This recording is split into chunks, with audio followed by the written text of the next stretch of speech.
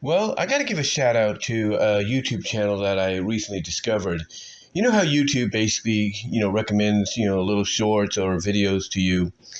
Well, one of the videos they recommended to me was from the YouTube channel Archie Sonic Lore. And it was basically a 11-minute plus video talking about the heinous crimes of Dr. Eggman and, to an extension, Dr. Robotnik, who was pre-Dr. Eggman, or who came before Dr. Eggman, if you will.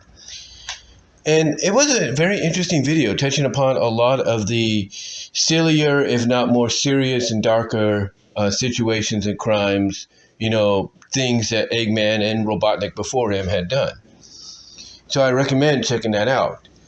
But, as I looked through their channel, and I did subscribe to it, as I looked through their channel, I noticed that there were other videos and shorts that they did.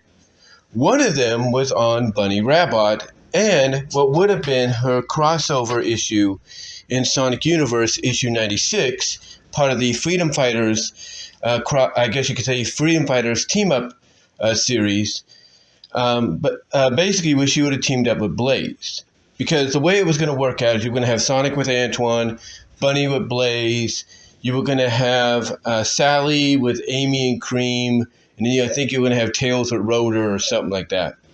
Tails, Rotor, and Nicole maybe. Actually Sally and Nicole would have been with Amy and Cream, but then again, maybe you would have had Tails with Rotor, and that's about it. I don't know how it would have worked, but that's how it seems to have been, I guess you could say, planned out originally before the whole comic book series was canceled when Sega and Archie went their separate ways.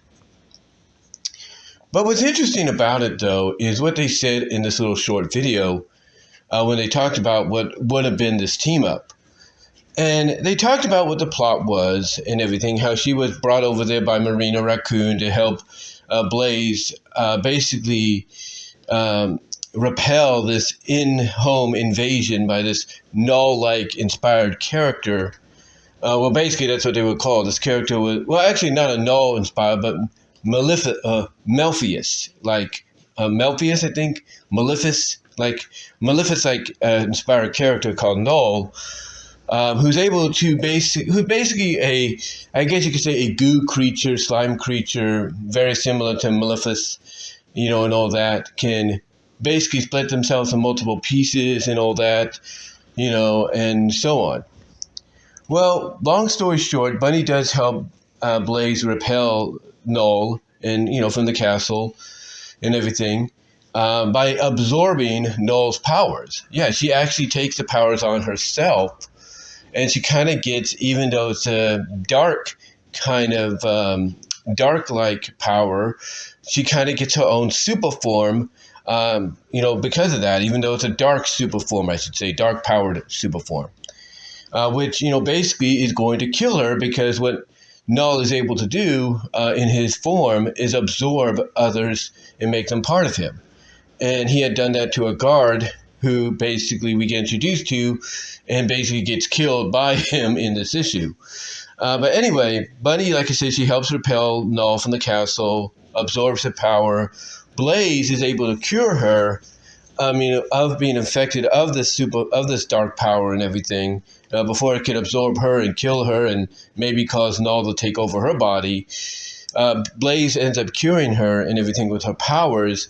And I think it's alluded to that Blaze has dealt with this before in the past, where she's, had to cure others of something similar and everything.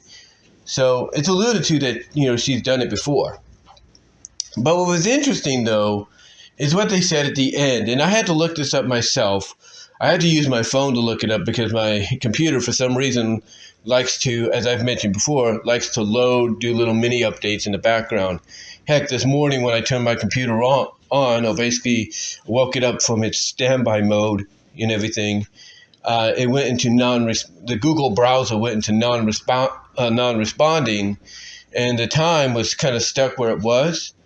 And then all of a sudden, after a few minutes, it resumed, and it said, we did a virus scan and everything. And I'm like, I knew you guys were up to something. I knew you were up to something.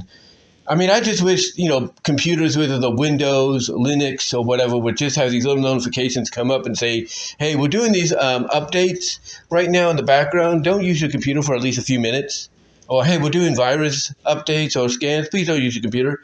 And then we'd perfectly understand that. But anyway, getting back to what I was saying, getting back on topic, like I said, because of that, I had to use my phone to look it up. And I downloaded the images, and you see them here on the screen. And one of the things that they talked about at the end of that little short video is Blaze, after curing Bunnie of, what she basically absorbed to help save Blaze's kingdom and all that. After Blaze cures her, and thanks her, she also wants to show her something. And she takes her down this hidden corridor, hallway, whatever it is, in her castle. And she brings her up to what looks like to be a stained glass window or some kind of mural, if you will, embedded in the rock, embedded into the castle walls. And when Bunnie sees it, she's in shock, like she can't believe what she's seeing. Now, we don't really see what she's seeing, but we can kind of make out maybe what, she's seeing or something. We're not really sure. But she's kind of like surprised by this. And, she kind of goes into thought. It's like she's kind of conflicted, and everything. Like, could this be something that, she didn't know about because, she was too young to know or anything? Or, basically what this does is it kind of throws her off a little bit, because it's like, whoa, this is like, what's this? What's this about? It's like, what's this connection it has to me and all that?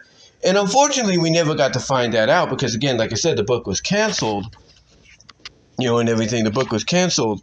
But again, it's interesting to see that, and interesting for them to bring it up and all that, because the one question they did bring up is, could it mean, because of Bunnie's reaction, could it mean that Bunnie actually came from Blaze's world? Because you got to remember, this is the post-Sega Genesis wave. This is, this is basically post-reboot, soft reboot, whatever. This is post-Ken Penders, post-Satayam inspired, run of the comics. And basically, things are different. Origins are similar, if not different. And Bunnie's is different, because from what we understand is she was found on South Island or West Side Island. I think it's West Side Island, right where Knothole's now located in the reboot.